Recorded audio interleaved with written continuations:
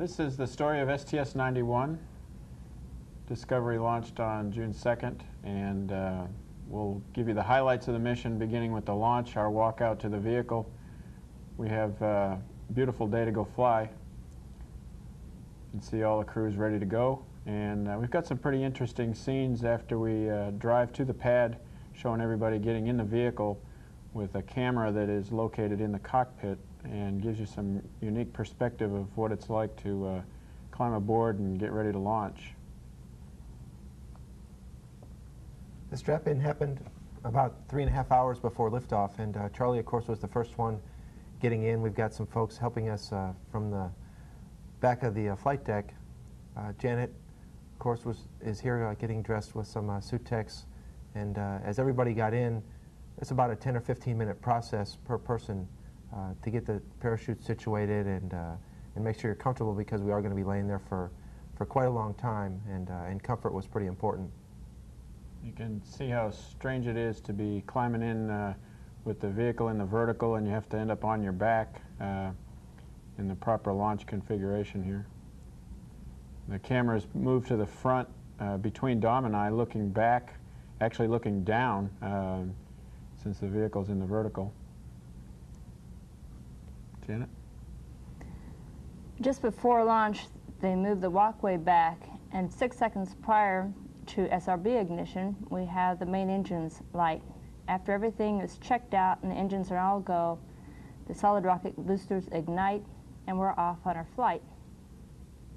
This is a very interesting and emotional aspect, or time for new flyers especially, because this is the first time we've experienced such emotions, such physical experiences, so this is very emotional. We had a camera that we pointed out the overhead window, and it shows us lifting off, and this would have been our view if we were to tilt our head backwards and look out at the Cape as it rotated underneath us during the roll program. We also had a helicopter that was in the area, and it took a beautiful view of the shuttle coming up through the haze layer that we don't see very often, and because of the gorgeous clear weather, we had this really sparkling picture to look back on the flight with. Got an incredible amount of thrust there, pushing us skyward, about 7 million pounds of thrust, a little bit less, and booster separation about 2 minutes into the flight. Of course, there's a couple cameras on the shuttle that are looking at the SRBs as they separate, and of course they fall back to the water and are pulled back in and reused like soda pop bottles for a later flight. Right after the SRBs leave us, as we're passing through about Mach 13, the orbiter rolls and we saw the horizon for the first time, which was really a great experience.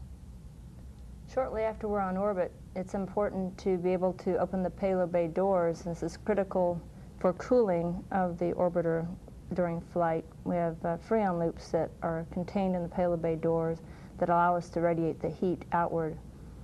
We can also see the space hab there in the back of the payload bay, where we conducted several scientific experiments and where we held the equipment that we transferred to the Mir space station.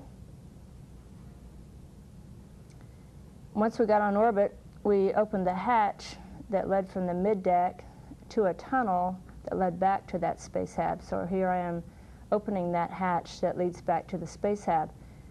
In the hab, we had several radiation experiments and also a new communications experiment, which you can see Franklin holding here. The radiation experiments are on the rack that I'm touching there on the side. We also had a lot of equipment that we were transferring to the Mir in that small volume. We had the alpha magnetic spectrometer, which is a high-energy particle physics experiment. Franklin was in charge of that experiment, and he has his computers set up here, and the main purpose of this was to hopefully detect antimatter in space.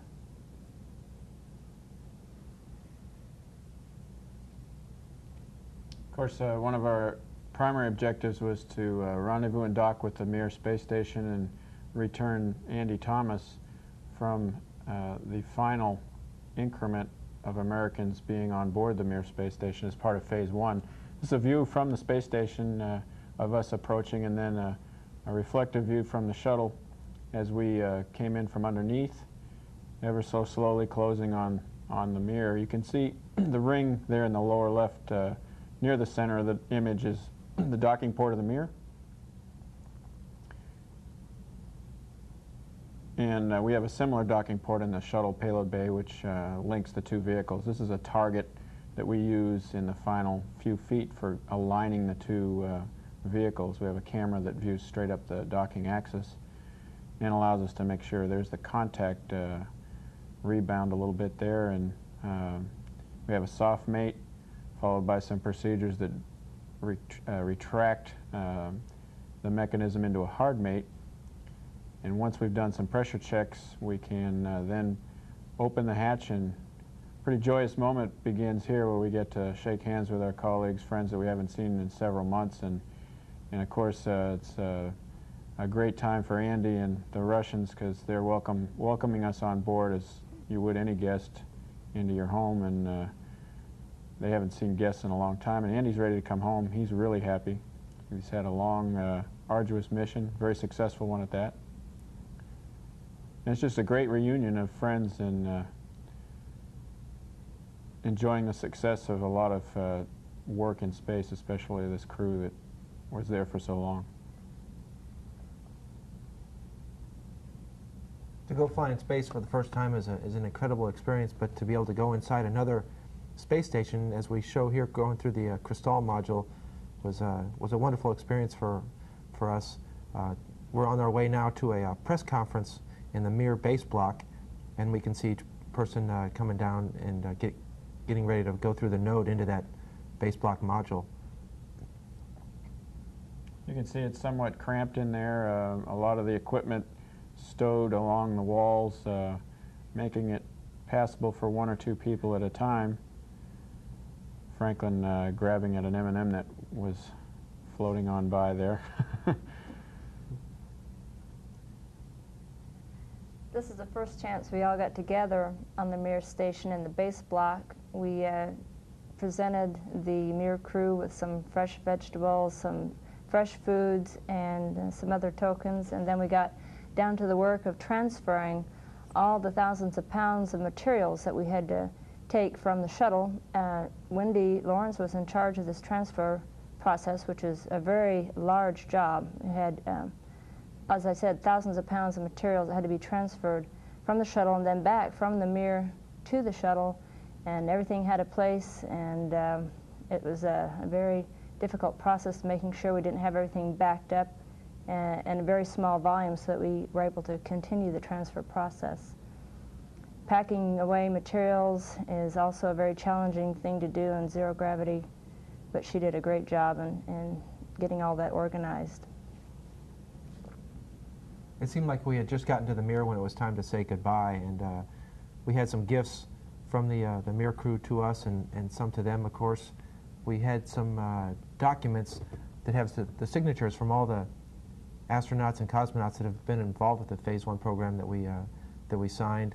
And then you can see the hesitation by the Mir crew to finally close the hatch. They wanted us to stay at seam, and we're feeling some sadness to close that hatch for the last time and say goodbye to Andy.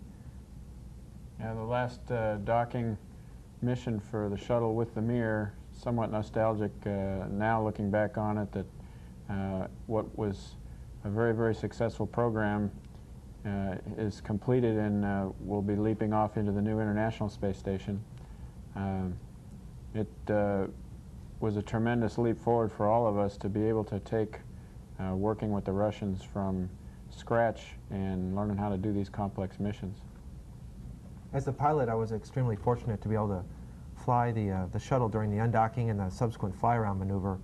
As you could see from the previous shots, everyone was crowded into the flight deck, and it was almost like trying to drive a car with 6 or 7 people in the front seat. But we moved away very slowly at only about 0.2 of a foot per second, and we went out to a distance of about 200 feet and started a fly-around.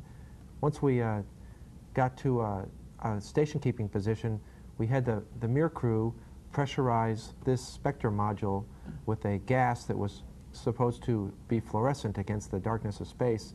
And with that, we would determine where this leak was coming from. As it turns out, that that fluorescence was not visible to us, but it provided a great exercise in maneuvering around the mirror and maybe refining some techniques we might use further on with the International Station. Also, during this fly around, it gave us some beautiful views of the mirror and the moon and the Earth all together, which was very unique. Another thing that we did during our flight was to check out the improved arm, the robotic arm on the shuttle. This arm has been improved to handle the larger masses that will be used for the International Space Station modules. We had the opportunity to undock the arm or unberth the arm during the time we were docked with Mir, and also to take the arm over to the starboard side and look at a port that was leaking some water. We were aware of this problem prior to launch, so during the mission we wanted to take the end effector camera, the camera on the end of the robotic arm, and take it over and look at this port that we knew was leaking to ensure that no large icicle was growing out the side of this port, which could be a danger on the re-entry if it broke off and hit part of the shuttle. Fortunately, there was no icicle seen, just the small ice crystals that you can see at the top of the screen there. So we were able to stow the arm, and we're not forced to have to try to knock an icicle off with the end effector. But this is a great exercise and a great tryout of this new robotic arm. Of course, every sunrise and sunset is beautiful, and since they happen every 45 minutes, one or the other, it's great to see that for us here on Earth. Looking at the Earth is one of our favorite pastimes. None of us can get enough of this, of course, and it's great to be trying to locate favorite places on the Earth, and each of us, where we come from, is among those favorites.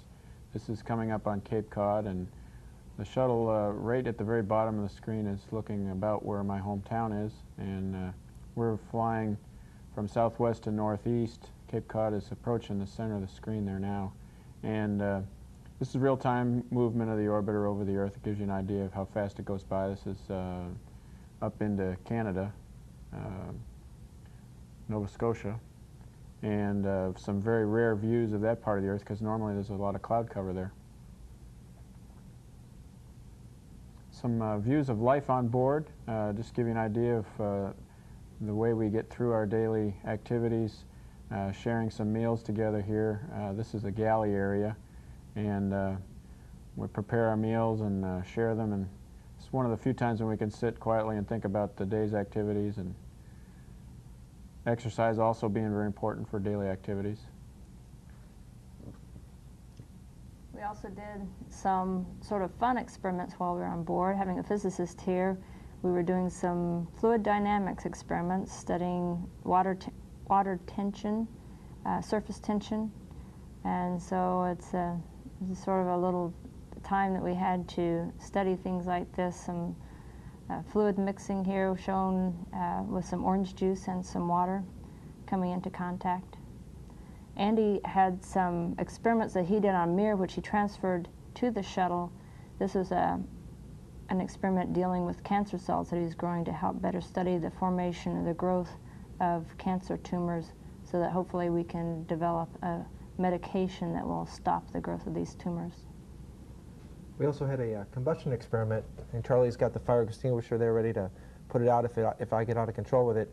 But we had a couple of acrylic samples that we burned to study the burn characteristics in 0G, and you can see that it's great deal different than on Earth, where a flame would appear in sort of a teardrop shape because of the convection due to gravity. And here it burns in more of a 360-degree sphere, and we get some very interesting burn patterns that are being studied on Earth, both for trying to determine how to work with flames on orbit. Day before reentry, we're doing some checkouts of the shuttle systems for landing, making sure everything is go, and then you see the orbiter on entry in this scene from cameras at the Kennedy Space Center. And here you have the view that Dom and I have through the front window with some instrumentation displayed on what we call a head-up display. You have airspeed and altitude information, some glide path information, basic navigation to find the proper approach to the runway. The runway's there at the top center with the long line under the display, and we will continue to line ourselves up. As we get down to about 300 feet, Dom lowers the landing gear and I continue to bring us in over the approach end of the runway. This is a good view from inside here. And we come across the threshold at about 230 knots and aim for a touchdown spot a couple of thousand feet down at 200 knots, and then I begin to lower the nose. This particular day we had a pretty good crosswind, and it was a changing crosswind, so we waited till the nose was on the ground before Dom deployed the drag chute, and that's within the pre-flight determined rules for the use of a drag chute. It, in a crosswind, has a tendency to pull the nose off to against the side that the wind's blowing from, and you want to be able to get the nose on the ground to maintain good positive control before you put that chute out. But in any event, all of that worked as advertised for us, and Andy, of course, is on the middeck wondering why it seems like 5 Gs is on his body when we're all there back on Earth, and he is discovering what readaptation is all about, and he made some comment about how I should stop pulling a tight G turn here. But that's the story of STS-91, and we're happy to share it with you. The haze layer that we don't see very often, and because of the gorgeous clear weather, we had this really sparkling picture to look back on the flight with. Got an incredible amount of thrust there, pushing us skyward, about 7 million pounds of thrust, a little bit less, and booster separation about 2 minutes into the flight. Of course, there's a couple cameras on the shuttle that are looking at the SRBs as they separate, and of course they fall back to the water and are pulled back in and reused like soda pop bottles. This is a very interesting and emotional aspect, or time for new flyers especially, because this is the first time we've experienced such emotions, such physical experiences, so this is very emotional. We had a camera that we pointed out the overhead window, and it shows us lifting off, and this would have been our view if we were to tilt our head backwards and look out at the Cape as it rotated underneath us during the roll program. We also had a helicopter that was in the area, and it took a beautiful view of the shuttle coming up through. This is the story of STS-91.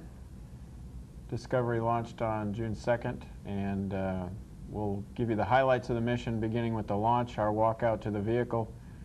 We have a beautiful day to go fly. You can see all the crews ready to go, and we've got some pretty interesting scenes after we drive to the pad, showing everybody getting in the vehicle with a camera that is located in the cockpit and gives you some unique perspective of what it's like to climb aboard and get ready to launch.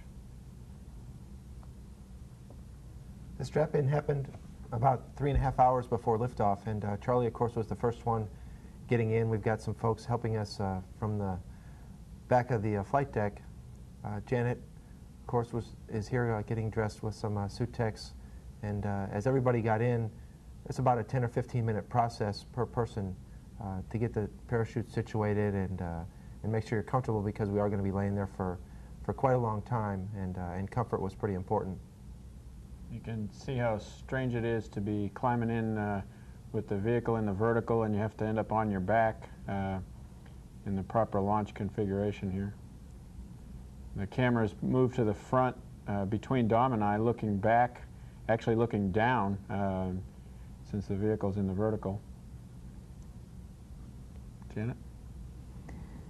Just before launch, they moved the walkway back, and 6 seconds prior to SRB ignition, we have the main engines light. After everything is checked out and the engines are all go, the solid rocket boosters ignite, and we're off on our flight.